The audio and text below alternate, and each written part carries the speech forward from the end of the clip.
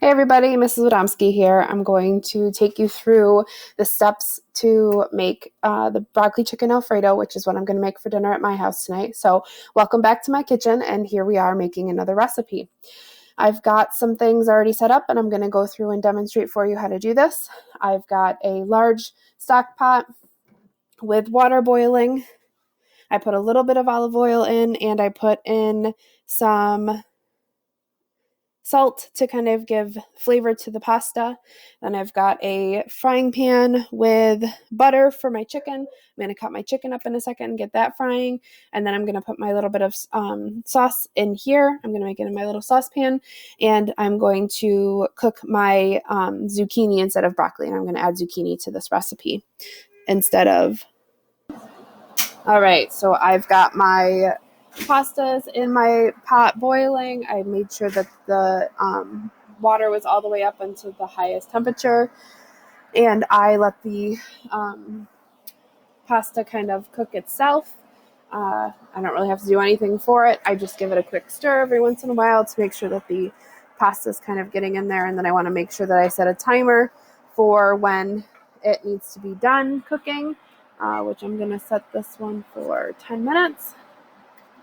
And then I'll check that pasta and see if it's done. I've got my butter here browned up very nicely. I'm going to take my chicken that I just cut up into bite-sized pieces. Let me show you what this looks like. So I've got chicken here that is cut up into little bite-sized pieces. I'm going to put this directly into the pan with the butter. I would suggest using a larger pan than I did. I just tried to get one so that I can fit everything on the stovetop at once. You don't have to necessarily make this all at one time. You could do this in pieces, go through and make one part of the recipe, then make the other. I'm just going to wash my hands really quick, and I'm going to let that cook. Okay, so I've got my chicken cooking. I've got my pasta boiling. I have started to melt the butter for my sauce. I'm using 1 cup of butter, but I took 1 tablespoon of, I'm using a half cup of butter, which is 1 stick, and I took 1 tablespoon of that 1 stick and put it into the chicken to help with flavor and the stickiness. So I'm just going to keep moving this chicken around until I cook it all the way through. I don't want to see any more pink, and I want to make sure that it's cooked safely so that I am not getting anyone in my household sick. So I'm going to make sure I cook this all the way through. If you happen to have a meat thermometer at your house, you could check using the meat thermometer, but really we want to see clear juices and no more pink, and we just keep moving this around until we have that. Okay. Meanwhile, I'm going to start getting my sauce ready, which I have my butter in here melting. I need all the rest of my ingredients. All right, so while my stuff is cooking here, I just want to go over a couple of things that are in the recipe. Number 1, for your broccoli or whatever vegetable you're adding in, if you are going to blanch, that means you're going to put it into hot water, let it cook for about 2 minutes, and then you're going to scoop it out of that hot water and put it into an ice bath immediately, which means just a bowl with ice and water in it to stop that cooking process. That gives the nice, bright, vibrant colors that you want to have for your recipe. Makes your dish look really good.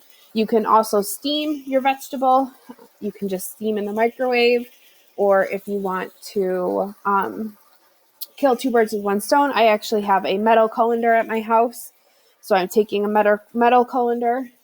I'm resting it on top of my boiling water for my pasta, which is boiling the pasta. And then thereby I cover it with a lid, and it's steaming that zucchini at the same time as cooking my pasta. So I'm going to let those kind of go at the same time. You can give that a shot and see if that'll work at your house. If not, you can always just put your vegetable into a microwave safe bowl, put a little bit of water in the bottom, like maybe a tablespoon, and cover it with plastic wrap. Leave 1 corner vented. So like if you put something over the entire bowl, leave a little portion like this much open so it can vent that seam out. And then you're going to just put it in the microwave and kind of steam it that way. So that's one option you can do. Okay, so I've got to get the rest of my sauce going.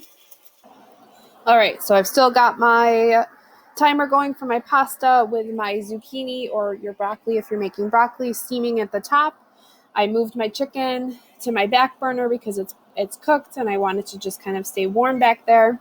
And then I've got this sauce that I've made and put together that will ultimately get added into everything. Okay, so I've got the stick of butter where I took off 1 tablespoon to put in my chicken. I have 1 container of whole milk ricotta, 16 ounces.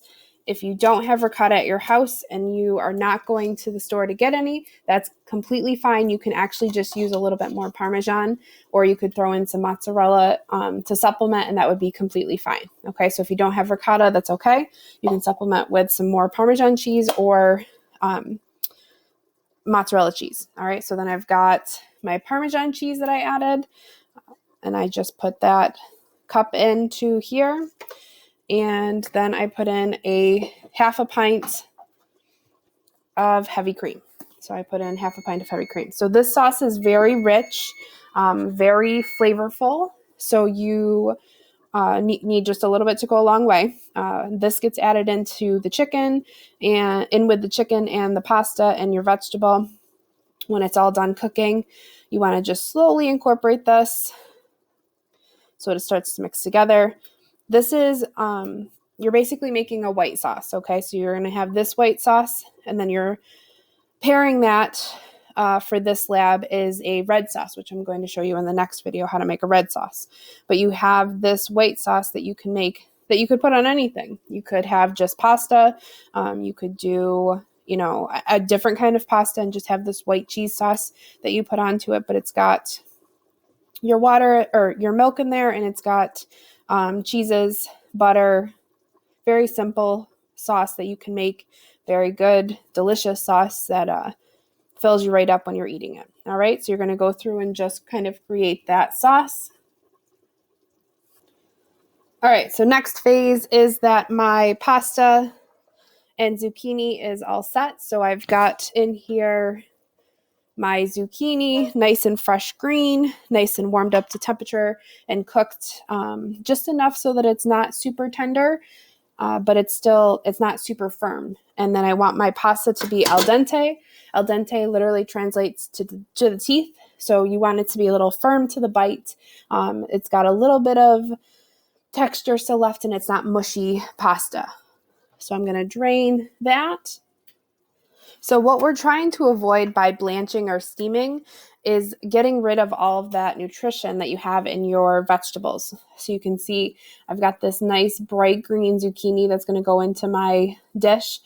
It's going to look really fantastic next to that white sauce, and it's going to taste phenomenal, and it's going to still be a little bit tender, and it's not going to be mushy when I eat it. And I've got it mixed in with my pasta right now. And then this is going to go directly back into the stock pot once it cools down a little bit.